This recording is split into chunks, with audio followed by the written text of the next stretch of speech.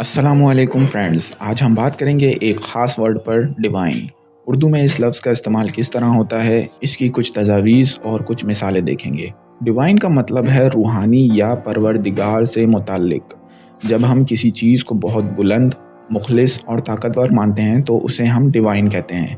मान लीजिए, जब आप किसी शेर या कलाम को सुनते हैं और आपको उसमें वो रूहानियत महसूस होती है, तो आप कह सकते हैं कि वो कलाम बहुत डिवाइन है, यानी उसमें रूहानियत है। एक और मिसाल, जब हम अपने मकसद हयात को पाने के लिए मेहनत करते हैं और हमें महसूस होता है कि कुछ डिवाइन हमारे साथ है, तो उस मेहनत में भी रूहानी ताकत छुपी होती है। चलिए इस वर्ड से शुरू कुछ इंग्लिश सेंटेंसेस देखते हैं। When we gaze at the night sky filled with stars, we often feel a divine connection, as if the universe itself is speaking to us in a language beyond words. The bond between two friends goes beyond the worldly, reaching a divine level of understanding and support that transcends the ordinary. तो आज हमने सीखा कि उर्दू में divine किस तरह इस्तेमाल होता है।